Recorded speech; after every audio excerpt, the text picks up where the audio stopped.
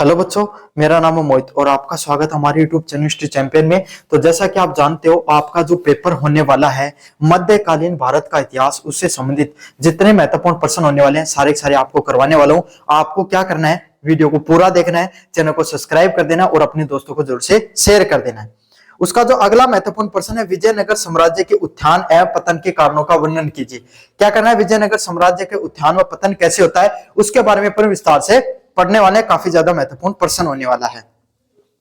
इस प्रश्न को पढ़ने से पहले सभी बच्चों से रिक्वेस्ट है, चैनल को जरूर से सब्सक्राइब कर देना और कोने में जो व्यू प्रोडक्ट वाला ऑप्शन है इस पे क्लिक करके अगर फ्लिपकार्ट और मित्रा से कोई प्रोडक्ट खरीदोगे सबसे ज्यादा डिस्काउंट देखने को मिलेगा। और ये पीडीएफ आपको फ्री में हमारे टेलीग्राम चैनल पर मिलेगी। कहां पर मिलेगी? टेलीग्राम चैनल पर मिलेगी। तो जाकर जरूर से ज्वाइन कर लेना टेलीग्राम चैनल को। चलिए शुरू करते हैं। विजयनगर अंपायर साम्राज्य 1336 से लेकर 1646 मध्यकालीन भारत का सबसे शक्तिशाली हिंदू साम्राज्य था। जो विजयनगर साम्राज्य है ना, इसने लगभग अगर अपन देखें तो 310 सालों तक इसने राज किया। मोटा बात करें तो 300 सालों तक राज किया। एक साम्राज्य को 300 सालों तक लगातार राज करना एक बहुत बड़ी बात होती है ना। तो ये सबसे शक्तिशाली मध्यकालीन भारत का सबसे शक्तिशाली हिंदू साम्राज्य हुआ करता था। और उस समय भाई आपके सामने जो मुगल भी थे और आपके सामने जो दिल्ली सल्तनत के जो अन्य राजा भी रहे, इन दोनों के समकालीन ये रहे हैं विजयनगर अंपायर के। इनकी स्थापना तुंगभद्रा नदी के किनारे हरिहर और बुक्का नामक दो भाइयों ने की थी। किसके? विजयनगर साम्राज्य की स्थापना किसके द्वारा की गई थी? तुंगभद्रा नदी के किनारे हरिहर और बुक्का नामक आपके सामने दो भाई हैं, इनके द्वारा की गई थी। किसके द्वारा? हरिहर और बुक्का द्वारा की गई थी। इन साम्राज्य का इतिहास उसके गौरवशाली उत्थान व आकस्मिक पतन की एक अनूठी कहानी है। क्या है? इस साम्राज्य का इतिहास एक बहुत गौरवशाली, बहुत ही शानदार इतिहास रहा है। और साथ के साथ अचानक से कुछ ही समय में ताश के पत्तों की तरह ढहने वाले आपके सामने साम्राज्य के रूप में भी इसको जाना जाता है। तो इसका साम्राज्य का दोनों काम है, एक तो इसका शानदार गौरवशाली इतिहास भी है और आकस्मिक पतन के लिए भी इसको जाना जाता है। दोनों ही चीजें देखने को मिलती हैं इसके साहित्य में। पहला पॉइंट है उत्थान के कारण। वो कौन कौन से कारण रहे जिससे जो विजयनगर अंपायर है, जो विजयनगर साम्राज्य है, उसका उत्थान देखने को मिला। पहला है धार्मिक व सांस्कृतिक पुनरुत्थान।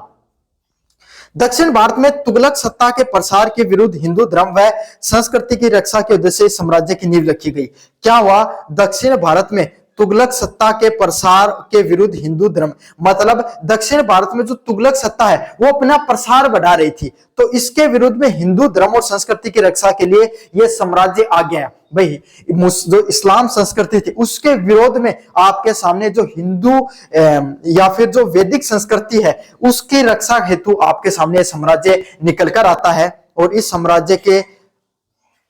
साम्राज्य विधारणीय संत की प्रेरणा ने इसे वैचारिक शक्ति प्रदान की।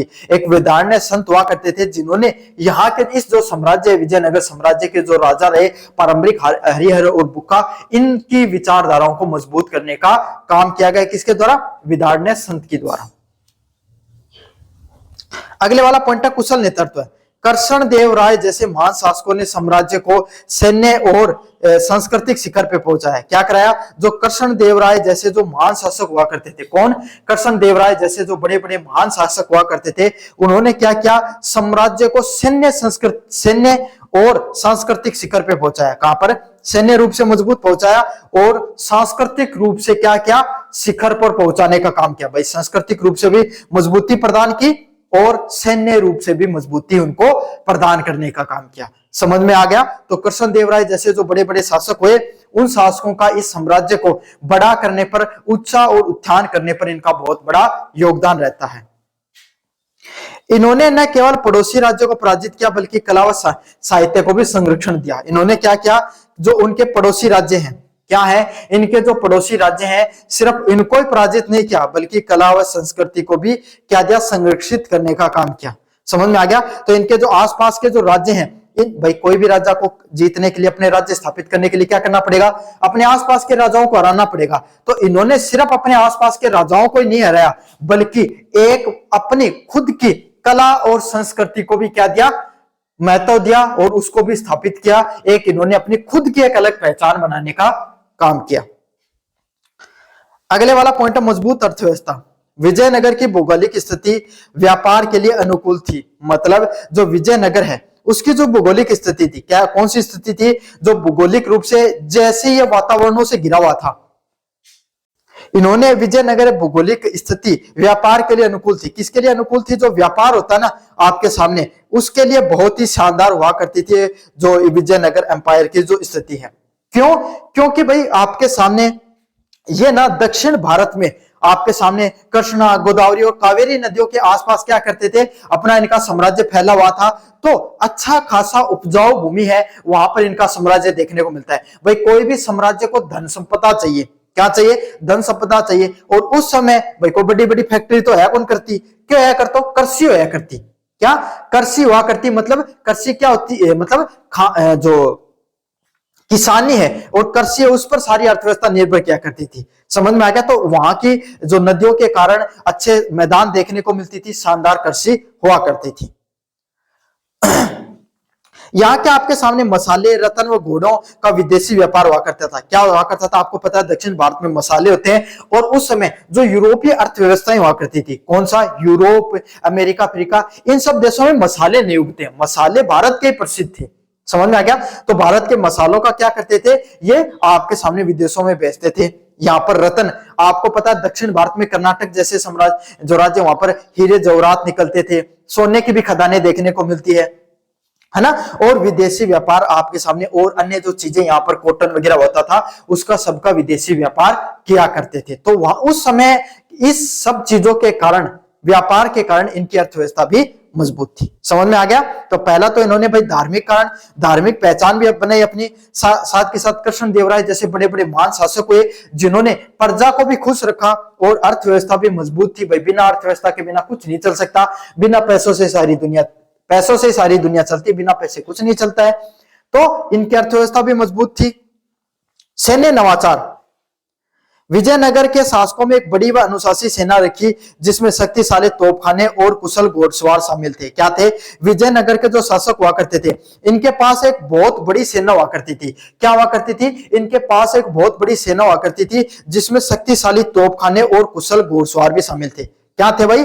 इनके पास एक बड़ी मजबूत और अनुशासित इन्होंने सेना रखी, जिससे क्या हुआ? शक्तिशाली तोपखाने, बहुत ही मजबूत जो आपके सामने तोपखाने थे, और घुड़सवार सेना। कौन सी सेना? घुड़सवार सेना भी देखने को मिलती थी। समझ में आ गया? तो इनके पास घुड़सवार सेना भी थी। भाई तोपखाने थे और घुड़सवारों की सेना भी देखने को मिलती थी। पहला पॉइंट है पतन के कारण, कॉज एंड फॉल। पहला है तालीकोटा का युद्ध 1565 में। कौन सा युद्ध होता है? 1565 में तालीकोटा का युद्ध देखने को मिलता है। इसमें क्या होता है? अब अपने देख लिया कि इन्होंने अपने साम्राज्य को उत्थान कैसे किया, अब पतन कैसा हो वो भी देख लेते हैं। यह पतन का सबसे प्रमुख कारण और तत्कालीन कारण था, सबसे बड़ी प्रमुख कारण यही था इनके पतन का, जिसमें बीजापुर, गोलकुंडा, अहमदनगर और बीदर के मुस्लिम सुल्तानों के दक्कन संघ ने विजयनगर को बुरी तरीके से पराजित कर दिया। सबको पता था भाई आपके सामने कि विजयनगर साम्राज्य सबसे शानदार साम्राज्य है, और विजयनगर साम्राज्य अब धीरे धीरे पतन की ओर आ रहा था। तो इन्होंने क्या किया? बीजापुर, गोलकुंडा, अहमदनगर और बिदर के मुस्लिम सुल्तान एक जगह हो गए, और आपके सामने इस विजयनगर अंपायर को खत्म करने के बारे में सोचने लगे। क्यों? सोच तो पहले रहे थे, लेकिन पहले शासक बढ़िया थे इनके, अब धीरे धीरे शासक हो गए कमजोर। तो भया जठे पाल हो जा कमजोर, तो पानी नीचे की निकल जाए। तो भाई बात है कि वो जिससे इनको क्या कर दिया भाई, विजयनगर को हरा दिया गया। और ये जो विजयनगर के सेनापति राम राय की मृत्यु ने सेना में भगदड़ मचा दी, और इसमें क्या, इनका सेनापति राम राय की मृत्यु हो जाती है और सेना में भगदड़ मच जाती है, और ये हार जाते हैं। समझ में आ गया? आंतरिक कलह और उत्तराधिकारी के युद्ध। कृष्णदेवराय के बाद में कमजोर उत्तराधिकारियों और दरबारियों की गुटबाजी ने साम्राज्य को खोखला कर दिया। भाई कृष्णदेवराय तो बहुत बड़े शासक रहे, है ना, मतलब उनका तो बहुत अच्छा खासा नाम है। ये मान लो अपने जितने भी जो बड़े बड़े जो वीर शिवाजी हो गए, है ना, उनके समकक्ष मान सकते हो। अगर राजस्थान की बात करें तो महाराणा प्रताप हो गए, और भी बहुत से ऐसे राजा रहे, महाराणा सांगा हो गए, राजस्थान के, इधर पंजाब के रणजीत सिंह जो राजा हुआ करते थे, उनके समकालीन जो महान शासक हैं, और भी भाई उत्तर पूर्व के भी काफी महान शासक रहे, उनसे भी महान शासक, उनके बराबर और उनके आप टक्कर के शासक मान सकते हो किनको, कृष्णदेवराय को। बस उनका इतिहास में इतना नाम नहीं दिखाया जाता है, जितना बढ़ा चढ़ाकर अपने इनको दिखाया जाता है ना मुगलों को, उतना इनको नहीं दिखाया गया है। तो कृष्णदेवराय के बाद में भाई अच्छे मजबूत शासक नहीं आए, और कमजोर उत्तराधिकारियों ने क्या कर दिया, जो गुटबाजी हुआ करती थी उसको धीरे धीरे कमजोर कर दिया। पड़ोसी राज्य से निरंतर संघर्ष। बहमानी साम्राज्य के बाद में दक्कन सुल्तानों के साथ रायचूर दोआब के क्षेत्र में नियंत्रण युद्ध ने राज्य के संसाधनों को समाप्त कर दिया। क्या कर दिया, बहमानी साम्राज्य और उसके बाद में क्या हुआ, दक्कन जो सुल्तान है उन्होंने क्या किया, जो भाई बहमानी साम्राज्य और उसके बाद के जो दक्कन के जितने भी जो सुल्तान हुआ करते थे, उन्होंने जो दोआब का जो क्षेत्र है वहां पर लगातार युद्ध करते रहे, जिससे संसाधनों को समाप्त कर दिया। युद्ध लगातार होते रहे, तो दोआब का वो क्षेत्र होता है दो नदियों के बीच में, जो बाढ़ क्षेत्र होता है ना, जहां पर कृषि बहुत ज्यादा होती है, उस क्षेत्र में इन्होंने लगातार युद्ध किए, और युद्ध करने से क्या कृषि वगैरह प्रभावित हुई, जिससे क्या व्यापार प्रभावित हुआ, और व्यापार प्रभावित हुआ तो भाई अर्थव्यवस्था चरमरा जाती है, और अर्थव्यवस्था चरमरा जाती है तो ये समझ लो पूरा शासन ही चरमरा जाता है। तो बहमानी साम्राज्य के बाद में दक्कन सुल्तानों ने क्या कर दिया, इनको स्ट्रेटेजिकली मारना शुरू किया। पहले इन्होंने क्या किया, जो दोआब क्षेत्र होता था ना, वहां पे धीरे धीरे इनकी अर्थव्यवस्था को कमजोर करना शुरू किया। अगले वाली है सामंती व्यवस्था, नायकर प्रणाली। धीरे धीरे स्थानीय नायक जैसे प्रमुख सैन्य प्रमुखों ने केंद्र की कमजोरी का फायदा उठाकर अपनी स्वतंत्रता घोषित करना शुरू कर दिया, जिससे साम्राज्य बिखर गया। क्या हुआ, जो सामंती व्यवस्था हुआ करती थी जैसे नायकर प्रणाली, धीरे धीरे जो स्थानीय नायक हुआ करते थे जैसे कि सैन्य प्रमुख क्या हुआ करते थे, जो धीरे धीरे जो स्थानीय नायक हुआ करते थे जैसे सैन्य प्रमुख हो गए, इन्होंने केंद्र में जो कमजोरी हुआ करती थी, केंद्र की जो कमजोरी थी उसको धीरे धीरे क्या कर दिया, अपना फायदा उठाकर उसको स्वतंत्र करना शुरू कर दिया, जिससे साम्राज्य बिखर गया। धीरे धीरे क्या है, साम्राज्य उससे टूटना शुरू हो गया। क्या हो गया, धीरे धीरे साम्राज्य उससे टूटना शुरू हो गया। अगले वाला है विजयनगर साम्राज्य ने लगभग 3 शताब्दियों तक दक्षिण भारत में धर्म और कला की रक्षा की। लगातार आपके सामने विजयनगर साम्राज्य इसने 3 शताब्दियों तक 300 सालों तक लगातार अपनी जो हिंदू धर्म धार्मिक संस्कृति उसको बचाकर रखा।